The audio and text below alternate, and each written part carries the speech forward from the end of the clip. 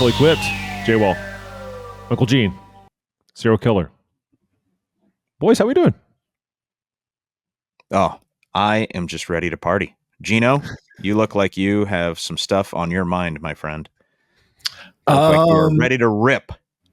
You know, I was just thinking about it. Wasn't much of a summer in San Diego. It's like cold sweater weather now. And I was just like contemplating. I was like, what happened to summer? I got to wear like a pullover today to go to work. And just come to Scottsdale or Dallas. Yeah, you can get a proper summer. It's still summer here. I'm pretty sure. Chris isn't it summer there until like the end of November till like Thanksgiving or something like that. So God, I hope not this year. It's supposed to be 95 today here in Dallas. Ooh. I'm just looking at the weather, and we're right at summer 3.0, and we're still looking at triple digits and all that jazz for next week's forecast. So, what's your temperature threshold for playing golf?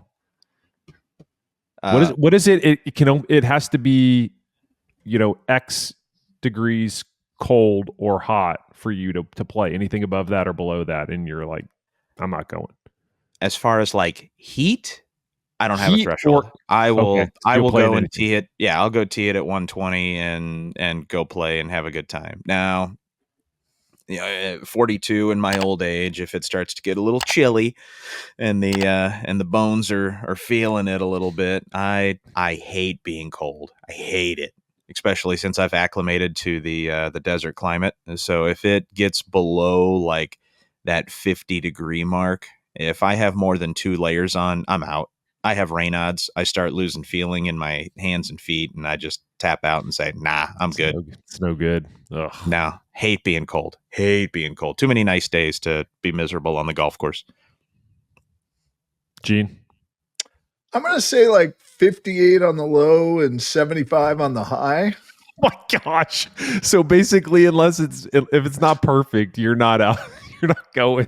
I love that. 85 degrees. It's too warm. Other than that, what's the point? I did a gig one time for this media outlet years ago, and as a thank you, they sent me a really nice rain gear suit.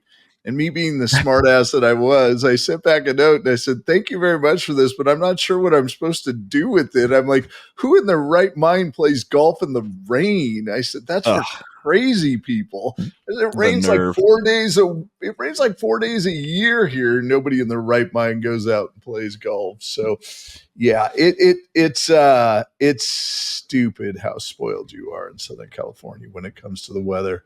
If it's over 80, it's like 85, I'm just bitching up a blue streak. And if it's, here's a funny one. I had to go to the RNA one time in February, and I was freaking out because the temperature was like 35 degrees there. And I was like, and I was going to be there for a week, and I was like, I don't know if I can do this. So I was getting like hand warmers and all this stupid stuff. But what was interesting is after a couple days of wandering around and everything, I was just down into a sweater and a cap. So you acclimate, but man, when you live out here, it's just like doing things in inclement weather just seems like a giant waste of time. Gene has a 20-degree delta. I have like a 60-degree delta. J-Wall, where are you at? I'm probably closer to Kris. When I lived in the Northeast and I didn't have my thin Texas blood, I was totally fine playing if it dipped into the 40s. Now, probably not. Anything below 50, and especially if the wind's kicking up, I'll probably say thanks but no thanks. On the high side, I'll play if it's 100. I'm totally fine. Although my 100 versus Kris's 100, 2 totally different temperatures, because Kris, you got the dry heat, which is not that bad. I've got the humidity, which just makes it like you're in a blast furnace, which is the worst. So yeah, I would say I've got a larger delta, but I am a bit of a pansy when it comes to playing in the cold now. People think I'm crazy when I say 90 degrees here in like the Phoenix, Scottsdale area feels fantastic. dude, it feels And they're like, awesome. oh, 90 Yeah. degrees. And I'm going, oh yeah, 90 degrees here is like perfect. Yep. And then when it starts to get up into that like 105, like that's when it's warm. Like anything over Yeah. 105, and I'm going, yeah, it's hot, but that 90 degree is perfect. I will go out and I will play 36 holes and just thoroughly enjoy my day at 90 here. Well, growing up in Palm Springs, I can tell you, like from 100 to 110, it's not 10 degrees; it's exponential. I mean, Yeah. it's all of a sudden you're like, oh, it's 104. Okay, I can kind of handle this. It's 108. You're like, I'm going to pass out. I mean, it gets brutal really quickly, and it gets into that like just it feels like a hair dryer is on you type thing, and Yep. you know. Yeah. Have you done temperature testing, Gene? Have you tested golf balls at different temperatures? Yes. Now that we're talking about this, and I'm trying to bring a gear topic into the conversation, give something relevant to this buffoonery conversation. Yes. So below 55, I think, is when you start seeing degradation of the golf ball, and it's not just a golf ball that suddenly is in 55-degree weather. Think of it as, especially in a lot of parts of the country. I tell people this all the time. If it gets cold, don't keep your balls in the trunk or in your bag. Bring them inside. The ball will keep them in your feel fine. pants. No, that doesn't even do it because it's the core that feels This warm. isn't with a straight face. I got talking about Jim. I walked right into that one. It's still early. I haven't quite had all of my coffee yet. Man, all right. But it's the core gets cold, and it takes an hour or two for the core to warm up. And if your golf balls get down to like 40, 45 degrees, you can be 7-8 yards shorter, and it will take probably 9 holes before that golf ball warms up. And that's if the ambient air temperature warms up. So you definitely want to keep your balls in overnight. We haven't seen, now granted, because once again, I live in San Diego, I've never really done any testing 100 degrees plus. So I know that the air density changes a little bit, but I don't have any like hard data on that. There's claims that the drier air, the ball flies a little bit further. I just don't have enough experience with that, but I definitely have experience with cold, and that is one thing I think that people forget all the time. And they keep their balls in their trunk and they don't think anything about them. Put them in their pocket. The surface area feels warm, but that core is still cold, and that golf ball is going to be short for a while. All right, I got a few things to kick around this week. We're going to keep it short. This is a quiet time of the year. Did you see the numbers? I'm already getting off track even before I get to the ad read, but I just thought about this. Did you see the Live TV numbers and the Tours TV numbers from over the weekend? No. They said, so Live had what would be their Tour championship. Now they have their team championship this week in Dallas, but last week was the Tour championship in Chicago, or the team championship. Dude, I can't even talk. It was the individual championship last week. Team championship is this week. I'm going to get it right. I promise. Anyway, they had 89,000 watching on Saturday, and I think they had 289 on Sunday, which is basically nothing. It's like it's a nothing burger. Doesn't even really register. And then I think the Tour was at like 269. Like they were even lower. Although, as some people pointed out, it's Napa. The Tour championship for the PGA Tour has come and gone. This is the quiet part of the season. But I think it goes to show you that nobody's watching golf right now, man.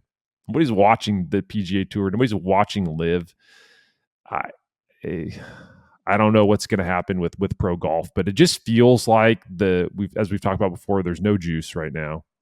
There's still juice when it comes to the recreational side, grassroots side, but the interest level in the pro game right now, I don't know if it's ever been lower. Seriously. So, question for you guys: do you think it was a good idea, looking back now, knowing what we know now, Do you think it was a good move on the PGA Tour's part to restructure the schedule and continue to have golf all year, or do we like No, the I think old it's format? a terrible idea. I think this is a terrible. I think that the format right now is the same format that they've always had. It is a terrible format. It worked for years because they had the stars, but I think you I mean, say see like ending the major season at the Tour Championship and calling it at East Lake, and yes, then that's what they used to do, and then they would have yeah, a couple silly season events. They'd have Disney and Vegas and a few fall season events sprinkled in there. But yeah, I don't like that they're just continuing on with the status quo. The big thing for yeah. me that they should have done is they should have started the PGA Tour season after. Oh, coach said he's correcting me here. Live Fact was at check. 89. Live was at 89K. And the PGA Tour was at 69K on Yeah, Sunday. you just Sunday. got fact Yeah, checked okay. there. That's fine. That's actually a good thing. 89K Our moderator, versus 69K. Yeah. moderator chimed in and fact checked Thanks to your coach for your fact stats. checking me. Yeah. But I think they should have started the season after the Super Bowl. Well, you gotta remember though, the fall season and the wraparound season, they were created because there was a demand. They weren't just created out of a void. People wanted golf all year round. It wasn't until those events sustained themselves. They were never in I feel like it was in because they date. had sponsors to Well, they had plug in. sponsors, but that's just it. The sponsors wanted to spend money. I mean, there was money coming in, and people were used to kind of a yearly cycle of golf. The problem with it was when Live came in, everything got diluted, and so now you're not seeing some rising star at Napa. You're just seeing. I mean, it's like the Corn Ferry Tour. You don't know who's out there for the most part. And so if you lose all of your star power and it's the dilution that's hurting both leagues. And from everything that I read, the Saudis I think they're holding all the cards. I could be wrong, but that seems to be the tea leaves. And the PGA just will not kind of, realize their position right now. But ultimately, I mean, Scotty Scheffler's a classic example. Had one of the greatest years, on record, but it'll always kind of have this asterisk because he didn't have some of the best players that he was playing against for the most part. And it's just this needs to be resolved. We need to get back to putting the best players out there. And as soon as that happens, I think that hopefully the game will right itself and there will be a lot more interest in it. I'm wondering how much of an impact TGL is going to have on pro golf. I mean, this is pretty cool. They're like some of the hole designs that they're creating. Nicholas Design is creating the golf holes. I wonder, because we've seen this gamification of sports. I'm sure the tour is really hoping that this is going to catch on because they need something. It's so other than the majors. I mean, who's watching? Unless you're a sicko, unless you're a golf sicko, who's watching? Seriously, are you watching? Are you watching golf on the weekends? Either one of you? No, I haven't watched golf other than the majors. I haven't watched golf in 2 years. I'll watch TGL because it's interesting and it's new. But I do wonder if that the gamification of and having screen golf, is it gonna give golf a boost? So I sold a robot to TGL in May, and I got to go out there and spend. What are they going to use that for? Hold on a second. What are they going to use that for? They're using it to calibrate their systems. Okay, because they can't have a tour player out there grinding shots, and so they can set up for player X's shot and hit it over and over and over again, and okay, make sure that all of their equipment's working properly. but I wasn't in the main studio. I was in their like research and development. They rented out like a sound studio, and it was pretty cool. It was really, really cool. I mean, there's like 2 or 3 tee boxes. Think a movie screen, but 50% bigger. And that was the screen we were hitting into. And from what I understand, the screen's going to be another 25% bigger than that. I mean, this is a big screen you're hitting into. So you get a huge graphic experience. And you have 3 different tee boxes. The putting green is probably, I'm just going to say conservatively, 4,000 or 5,000 square feet. It is a giant undulating putting green. There's sand traps. But what's cool and what they showed me, to your point, Jay, well, is the gamification aspect of it. Like there was a hole where a par 5 where there is a giant outcropping of a rock. Think like, Boulder, Scottsdale type thing, covering the center of the fairway. And so you either have to hit a pop-up that you're only going to, carry about maybe 270, 280 and still have like 280 in, or you have to hit a stinger underneath it that can't get more than 15, 20 feet off the ground. But if you hit it, it hits the downslope and it'll run another 100 yards. And and then they have these futuristic holes that are like these geometric shapes, and they're just the complete essence of risk reward, where you want to land the ball. But it's going to be really interesting to see the best players in the world try to navigate this. The reaction time is pretty real. The everything about the experience was very, very cool. The greatest challenge that I see personally for TGL, you got to make sure these guys have personalities, because they can only hit so many golf shots, and it's, in between. They're not walking up; they're standing there. So, what's the banter going to be like? Is it going to be engaged? Because you've got a live studio audience too. So, are you going to be? They're going to have to play. They're going to have to play it up, and they're going to have to, That's a really good point. The personality is going to have to come out. It has to. If it doesn't, do they have the personalities?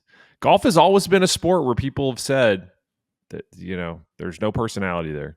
Yeah, very few. I mean, if you go back to the days of like, Chi-Chi and Lee Trevino and some of the real characters of the game, but I mean, we haven't seen anybody like that.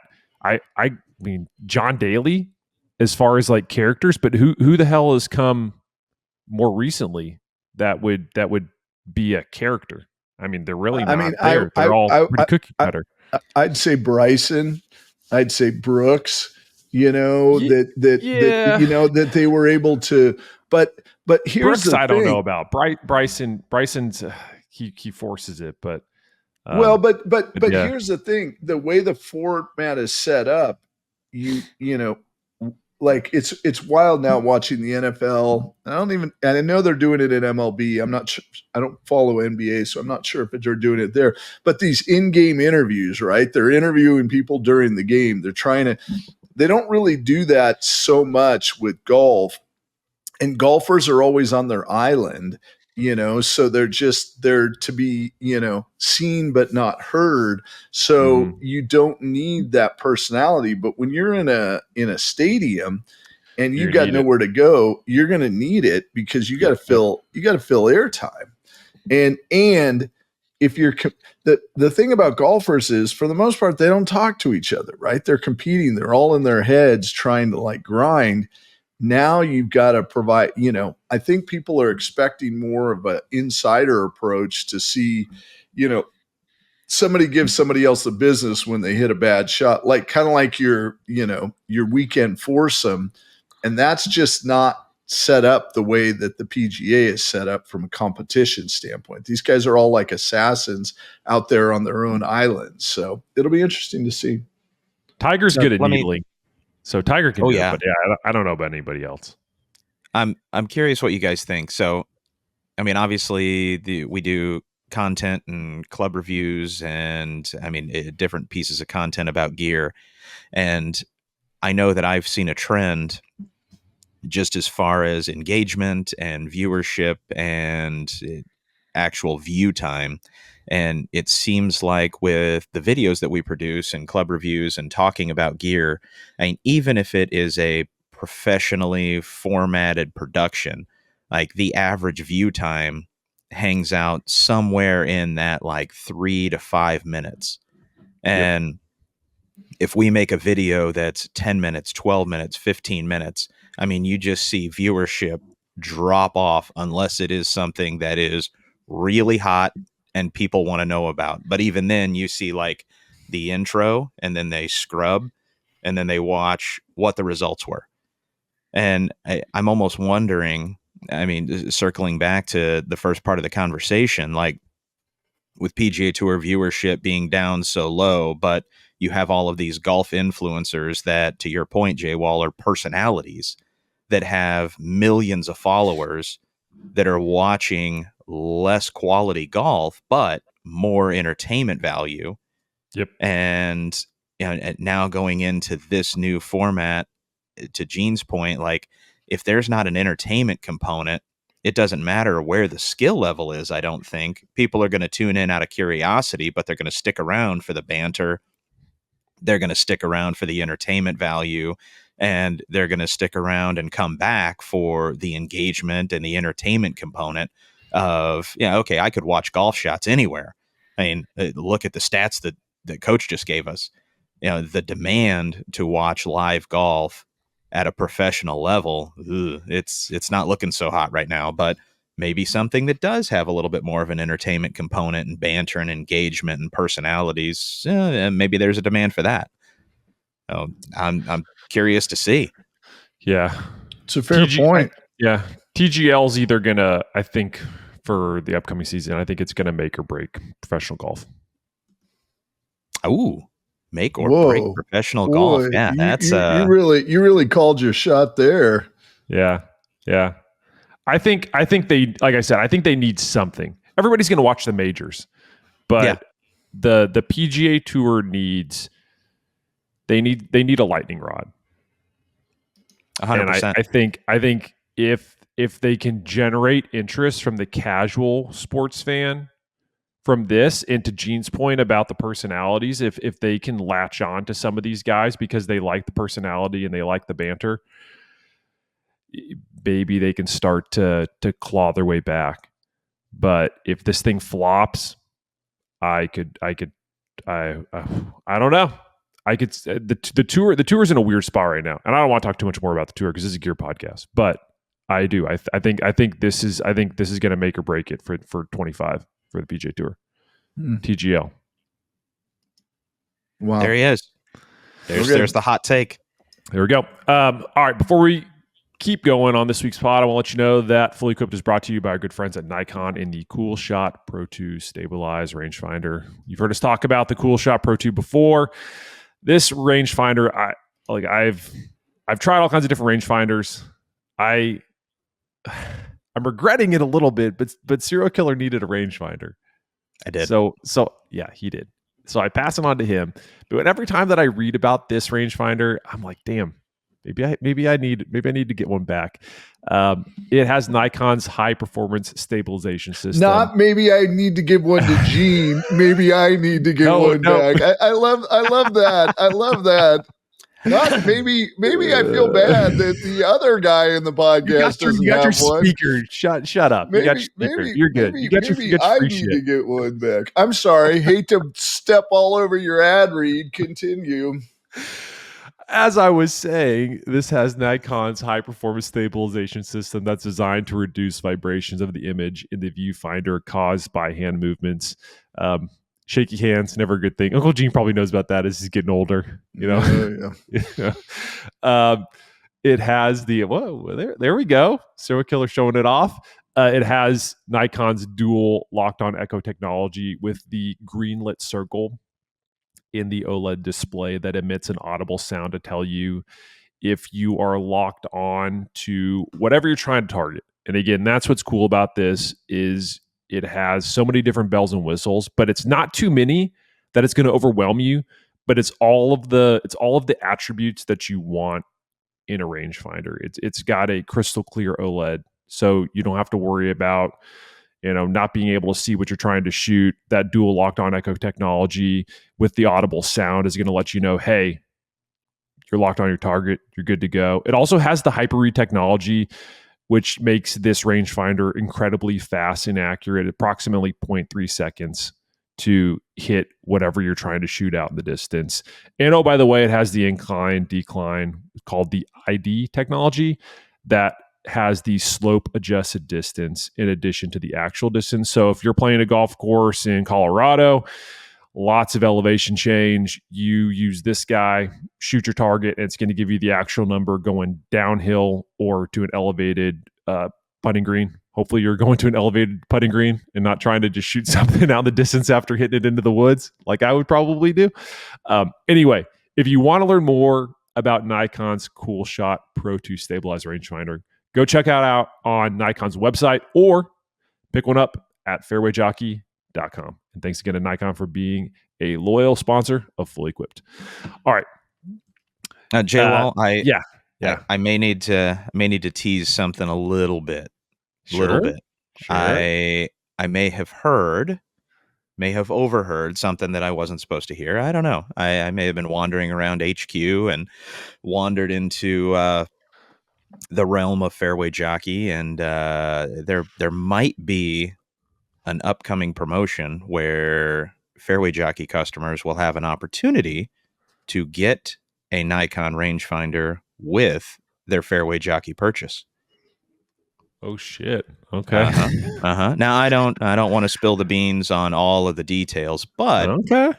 I can say that I may have also heard from our shop supervisor that we are anticipating a couple of pallets of Nikon rangefinders being delivered to HQ in Scottsdale.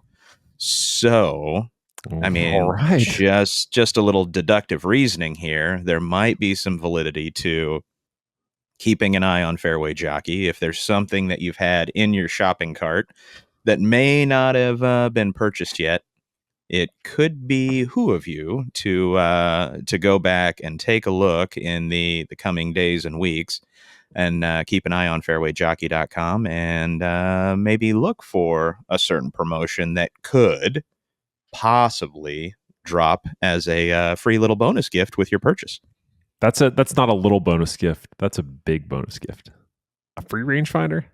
Sign me up. Sign me up. And if you're going to buy golf gear anyway, you might as well get a rangefinder. May as well get a rangefinder, and not just a rangefinder, a great rangefinder. Yeah. And you guys know you've already vouched for it. You've already vouched for it. Yeah. Yeah. I was at Trump National Los Angeles last week, and like Gene said, Southern California, beautiful, sunny, clear days, which, also being in Arizona, we get a few of those. But it is bright, it is sunny, and sometimes you get the hot spots in the rangefinder when you're shooting the pin at the twilight hours, and the clarity of that display, no issues whatsoever. It was great.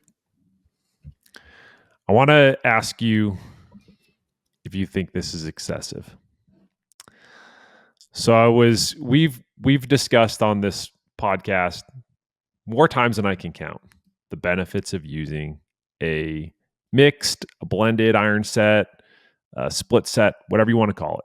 It's combining at least two different models in your iron setup to create an iron set. So I was going through Patton Kizzier's What's in the Bag because he won last week in Napa at the Procore Championship. And boys, I'm going to guess that nobody is topping the number of iron models that Patton Kizzier has in the bag. Let me just read this off to you. Titleist T200, 3 and 4 iron. Titleist T100, 5 iron. Titleist 620 CB 6 iron, Titleist 620 MB 7 through 9, and a Vokey, if you want to count it, SM10 48 degree pitching wedge. Wow. I mean, I don't know anybody that has that many iron models. I mean, that to me is probably, that's a tour thing. You do you, but man, that's a lot of different iron models to keep track of. And that is sitting there and working with a fitter and working with an OEM rep to make sure each one of those is dialed and coming out of the exact window. Yep. And producing the perfect gap. Yep. As to do that in a regular fitting environment. I mean, we've talked about it before. I don't like to blend unless there's a good reason for it. I mean, there are sets out there that can be blended, and then there's sets out there that can't. I mean, I'm not a huge fan of it, but for the right player, a blended set can be fantastic. And there are OEMs out there that will design product with the intent of them being blended together. And I mean, the Titleist T100, the CB, the MB, those combo really well. You get into a T200, and now that's a different category of iron. You do see it being played in some of those longer irons. So while it's not totally crazy, I mean, that combo set in particular, man, that is wild. And that is something that would have to be tooled and worked to make sure that those gaps are spot on. That was my next question. And I need to reach out to JJ over at Titleist to see what went into building this setup. But did he have to tweak lofts at all? Was he having to bend, a degree here, a degree there to get this to work?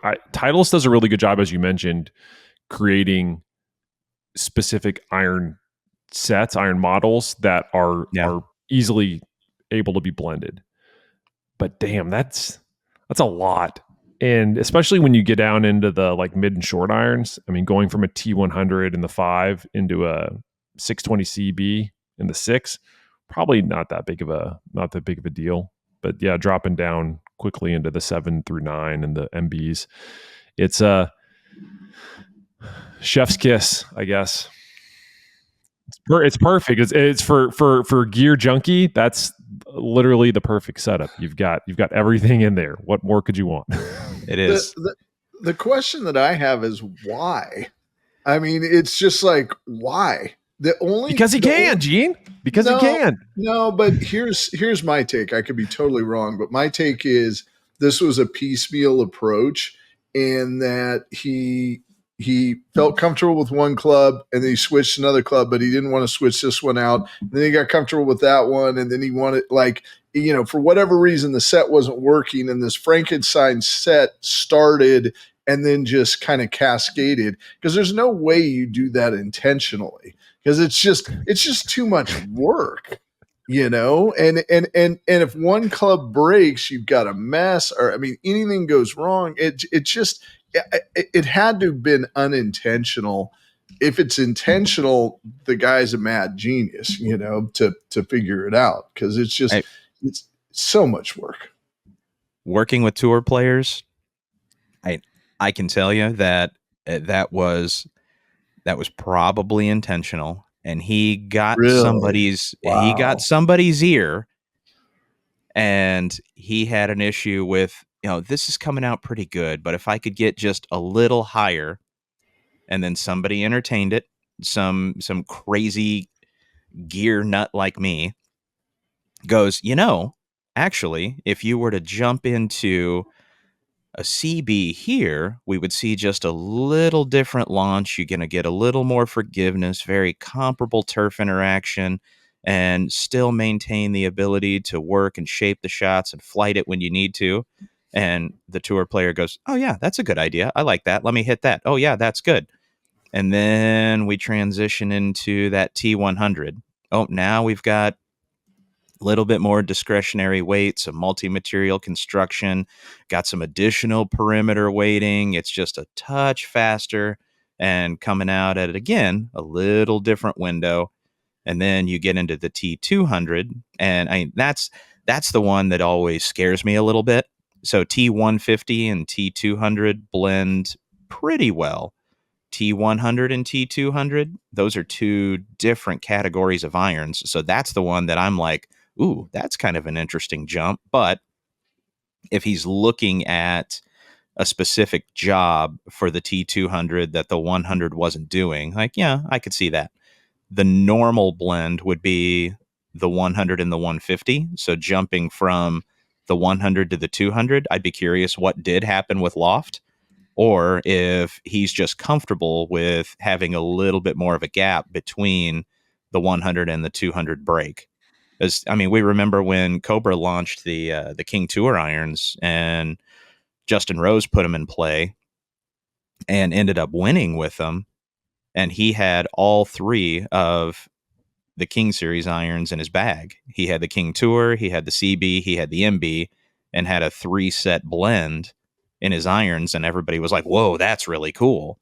Those King Tour irons are awesome. And we were talking about this yesterday at HQ, that King Tour is totally a sleeper, and I pull that for some of my better players and some of my intermediate to competitive players, and that thing is fantastic. And I've built a few blended sets out of that. So I went back and looked at Patton Kizzier's iron setup from last year, and it was even weirder. He went T200 in the 3-iron. And then he went U500 in the 4-iron.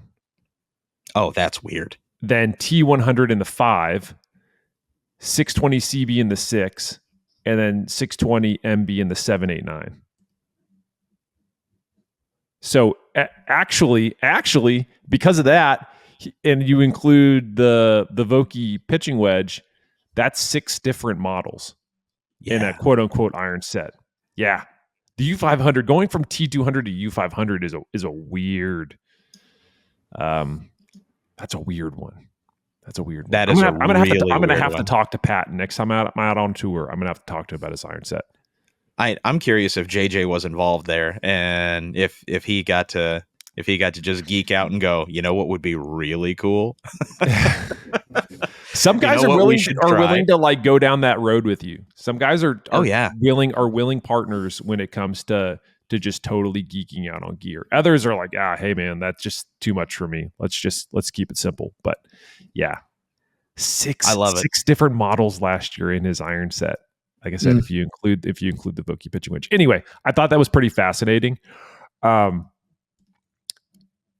Okay, before we get to the next topic, I want to let you know that Fully Equipped is brought to you by our good friends at Golf Pride and their reverse taper putter grips. I mean, what more can we say about Golf Pride's reverse taper? I like these putting grips. The reason why I say that is because I've been messing around with one, and I think people know I am a very traditional, just pistol grip guy. Not a huge fan of the larger grips over the years, but these grips, Golf Pride was kind enough to send me some, and they come in 3 different. Speaking of pistol, it comes in a reverse taper pistol, a reverse taper round, and a reverse taper flat grip. So 3 different models. So it's not like, one size fits all with a lot of the, parallel grips came out initially and it was one size fits all. Now they've gotten a little bit larger. Some have gotten a little bit smaller. They've started to try and create a pistol. But what differentiates Golf Pride's reverse taper from all the other parallel grips out there is this design that they've been working on. They'd worked on it for years, 4 years. It's a slim upper hand and a larger lower hand that's going to help keep that putter face square at impact. And that's what we all want. We all want a square putter face because a square putter face means a more consistent, you're going to get more consistent putts to the hole, and more than likely you're going to end up making more putts because of this design. It also has a soft feel with an enhanced tacky texture and a dimple pattern. Somebody, I'm pretty sure it's Uncle Gene, is like pounding on a keyboard. I can hear him as I'm doing this ad read. Damn you, Uncle Gene. Who are you talking about? I can hear him. Getting back to Golf Pride's reverse taper, it has a dimple pattern throughout the grip to support traction, and the technology stabilizes both hands again for that more square putter face at impact. And when they did testing against parallel style putter grips, the very popular parallel style putter grips out there, reverse taper lapped the field during the head-to-head testing. If you want to learn more about reverse taper and all, I mean, look, reverse taper is the grip that we talk about because it's the newest, it's the latest and greatest from Golf Pride. But Golf Pride has a extensive line beyond reverse taper. If you want to get into the Green Star grip that Scotty Scheffler is using on his putter from Golf Pride, that's a Golf Pride grip on a putter grip. Then you also have all the club grips as well. So go check it out on golfpride.com. Own the moment of impact. Own the putt. Thanks again to Golf Pride for being a loyal sponsor of Fully Equipped. All right. We're going to wrap it here in a minute, but I wanted to kick around a topic that you almost never see. Never see us talk about pros singing the praises of golf shaft. Never happens. Right? Never. If it does, very seldom. And the reason being, if you look at the way that equipment deals are structured, those deals are tied to the golf club head. So generally, yeah. TaylorMade, Callaway, Ping, Cleveland Srixon, PXG, they're paying you to play their equipment to wear their logo on their hat. Very, very rarely do you see a brand like a component brand, for example, like a golf grip or, other than like Super Stroke. Very rarely do you see the component brands paying pros to play their stuff, especially shafts, because shafts are tricky. The shaft manufacturers have a difficult job. I would almost say they might have the most difficult job out on the PGA Tour, because even when you feel like you have a pro in a shaft that works for them and they're having success, some guys just, it happens. There's free stuff out there on the PGA Tour. These reps, this is their livelihood. Reps, comes by, says, "Hey, got a new shaft out. You want to test it?" Guy tests it and he's like, "Ah, damn, that's pretty good." And next thing you know, that shaft you thought was Kris is laughing because he knows about this. Next thing you know, you turn around and look in Darrell's survey, which keeps track of what the pros are playing. You notice that shaft that you thought was in the bag, was a guarantee for that week, is gone. So that's why you don't see a lot of shaft manufacturers trying to sign players, because there's no guarantee that guy's going to keep that in the bag for week to week. The reason I bring this up is because Jon Rahm is probably the exception, or was the exception. Until this year, you had to go all the way back to college when Jon Rahm was at Arizona State to find a time where he was not using an Alda Latour green driver shaft. Yeah. Which is just crazy, because again, that never happens. It might happen, I will say, in iron and wedge shafts. True Temper has a stranglehold on tour usage. You don't really see guys changing iron shafts all that often. Nope. Could probably say the same thing for grips. If a guy's been playing a Golf Pride Tour Velvet grip for years, and Tour Velvet's the most popular one out there on the PGA Tour in terms of grip models, you're not going to see him switch. It's very, very seldom. They like that feel. It's consistent. It's reliable. Don't talk to me about a new grip. Same thing with iron shafts. Unless something weird is going on, guys will typically stay in what they like. Driver shafts, different story, because the head technology, you get new driver heads every year. Some guys want to try it with their gamer shaft, then they want to try it with other shafts, and they might change. Jon Rahm has always said, "Look, this is my driver shaft. It's all the Latour green. If you want to get me a new driver head, fit the driver head to the shaft." Now, before we keep going down this, Kris, what do you think about that? What do you think about a guy who says, "Here is my driver shaft. Fit this driver head to my shaft, because I'm not playing it if you can't do that"? Yeah, it kind of goes against the grain a little bit, but I mean, most guys are open to trying the newest, latest, and greatest, and especially with shaft companies being extremely innovative with materials and bend profiles and structures and things like that. I mean, you do get DJ was kind of close to that with a speeder that he played, but you've got so many different structures out there, and like we've talked about previously, I mean, what is a golf shaft in its essence? It's a timing mechanism, right? So it complements a player's load pattern, release pattern, how it is that they move, how it is that they return the face to squared impact, and it's a fine tuning instrument that will fine tune launch and spin.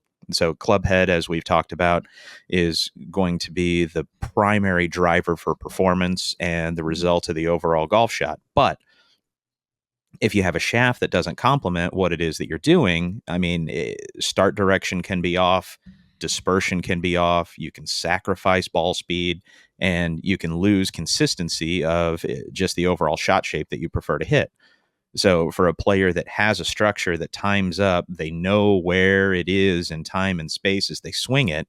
I mean, most players like the new shiny thing and the glitter and the glam, but I mean, the fact that you've got somebody that is loyal to a particular structure, as long as you're keeping the nuts and bolts of the head the same as far as static weight and internal weight distribution, and I mean, like I said, the nuts and bolts of the head design, and yeah, I don't hate it.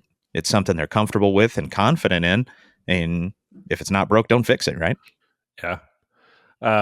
So Rom up until Live Houston, and he actually ended up not even playing the full week because that's when he had that mysterious like toe infection that he was dealing with, where he had to pull out of the U.S. Open the following week. But yeah, Live Houston, I would say he shocked a lot of people because he showed up with Fujikura Ventus Black in his Callaway driver. And he, again, didn't play Live Houston because he had to withdraw. He pulled out of the U.S. Open. But when he came back the following week after getting some medical work done, he was feeling better. He finished third in Nashville, again, another Live event. And then he goes runner-up win to close out a season. And they asked him at last week's event after he won, like what was the turning point for you? And John, this is where it gets kind of shocking, at least from if you're a gearhead. Rom says there was a before and an after between Singapore and Houston when I changed that driver shaft to something that worked a little bit better with my current swing speed and maybe not compensate as much. Kind of felt better, a more natural swing, easier for myself to hit the fade. And that's when I saw the big difference. From Nashville on, my level of golf was a little bit higher, more comfortable, where I didn't feel like I had to try so much. At that point, it's when I felt the win was almost at that point just a matter of time, and getting it done because he won in the UK at another Live event was incredible. So again, this is John Rahm singing the praises of a driver shaft, and he's not getting paid for this. He's not being compensated for the driver shaft in his bag, again, because shaft manufacturers generally do not sponsor tour pros. I find it refreshing that they're getting a call out, because again, it would be a lot easier in a situation like that. You're getting paid by Callaway to say, oh, it's the driver. It's the driver head and the tech. But he's given a shout out to the shaft company. And no big surprise. I mean, Fuji is they're it's been an interesting run, because until Ventus, it was really Mitsubishi's world. And then Ventus came along and we saw this shift towards Fuji being top dog on the PGA Tour, and they've sort of just established themselves as the new number one, with Ventus being the main reason. And they've got the three different models in the lineup. For those that don't know, they had the OG blue, and then they had a black, and then a red, and then they came out with an updated version of TR, which was a little bit more stable, and then they've now come out with another version. So Ventus isn't going away, but it's cool to see a pro give Ventus the credit it deserves, and again, not getting paid for it. So anyway, well, I would also, not the cynic in me, but it's let's just call it coincidental that all of a sudden he starts playing better. John's he's had a rough run up until that point, and now he's kind of coming back into form, and maybe the shaft is what gave him the confidence. He's still playing with the same head from Callaway, and the shaft gave him confidence. And who knows if that was coming off of an injury, who knows what it was, but we know in this industry, we know what the truth is. And the truth is a shaft is a tube, and it's governed by length and weight. It's not a Swiss watch. It's not doing anything magical. But they're selling hope, baby. It's just about hope. They're selling hope. But if this tube works and gives him confidence, and all of a sudden everything feels right for his timing, and it could just be that his health was bouncing back. It could be that his mental attitude was finally coming around after all of the tumultuous, transition to live. I mean, there's many different X factors, but at the end of the day, he started feeling good, and he started feeling good with the shaft. And so it started clicking. So now he's in the camp on this shaft. And that's what makes golf so maddening from a quantifiable standpoint, trying to show, like, I could sit there and test both of those shafts probably on the robot with his clubhead speed and not see tremendous differences between the two. And yet between his ears, he is bought in that this shaft is aiding his comeback. And we all have it. We all have this kind of magic moment where it's like, man, this clubhead and shaft. And then all of a sudden, and here's the other funny part, we talk about this on the pod occasionally, and then it goes away. That's my other favorite part. Like, where did it go? Well, your body's fleeting, but when it's there, it's beautiful.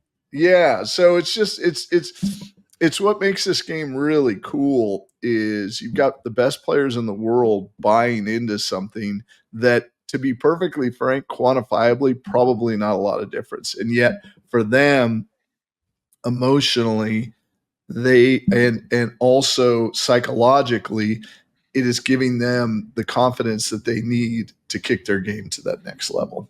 Yep. All right. I think that's a perfect place to wrap it for episode 257 of Fully Equipped. Serial Killer just dropped a note in our private chat. He said, someone is banging on my door. Oh, he's back. I was hoping you were okay, buddy. I was like, who's banging on your door? That was close. It was Peoria PD that was executing a warrant, apparently, for one of my neighbors who decided to run.